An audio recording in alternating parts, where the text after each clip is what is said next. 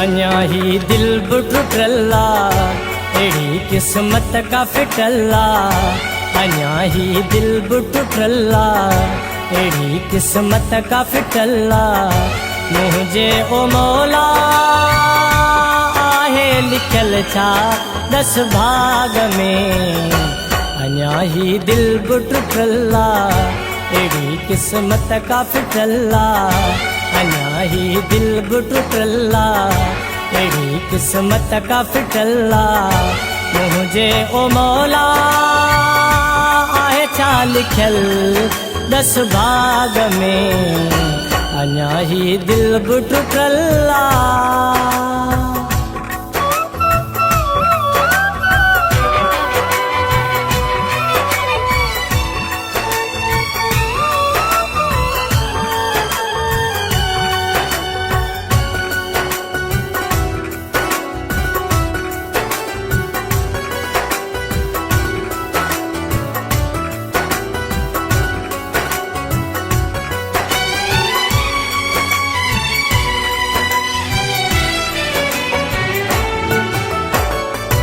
कॾहिं त प्यारो हुयुमि, सहजो सहारो हुयुमि, हाणे कोड़ो आहियां ज़हर।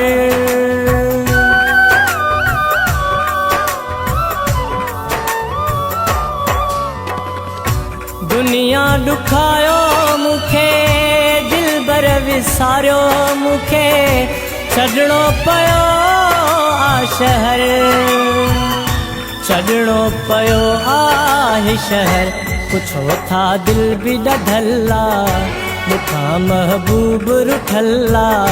पुछो था दिल बि ॾढला, मूंखां महबूब रुठला। मुझे ओ मौला आहे छा लिखल दस भाग में। अञा ही दिल बि टुटला।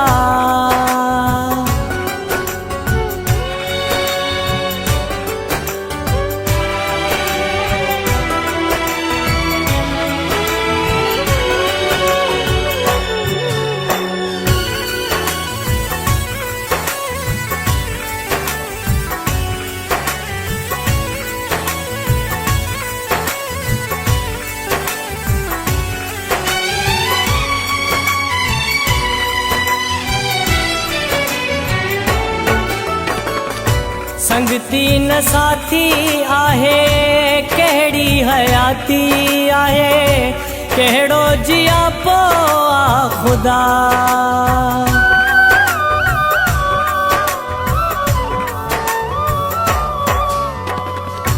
किस्मत कज़ा में फाथी, मोहब्बत वफ़ा में फाथी, दुनिया तमाशो आ ख़ुदा। दुनिया तमाशो आ ख़ुदा, तुझो जग मौला सुतला, मुझी बस निंड फिटला। तुझो जग मौला सुतला, मुझी बस निंड फिटला। मुझे ओ मौला आहे लिखल छा दस भाग में। अञा ही दिल बि टुटला।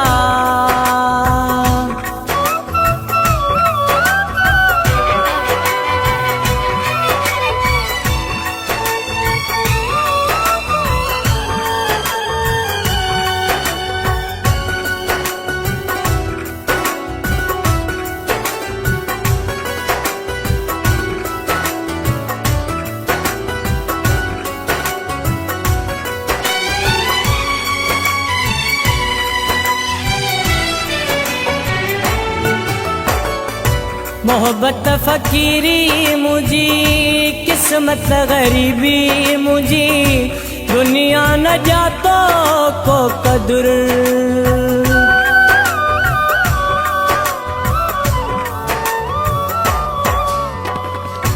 माण्हुनि सतायो घणो, पंहिंजन ॾुखायो घणो, नाशाद सब खे आ हुनर।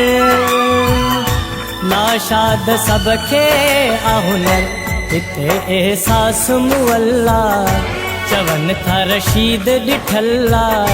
हिते एहसास मुअल्ला, चवन था रशीद ॾिठल्ला मुझे ओ मौला आहे लिखल छा दस भाग में अञा ही दिल बि टुटल्ला अहिड़ी क़िस्मत का फिटल्ला अञा ही दिल बि टुटल्ला अहिड़ी क़िस्मत का फिटल्ला मुझे ओ मौला आहे लिखल छा दस भाग में अञा ही दिल बि टुटल्ला।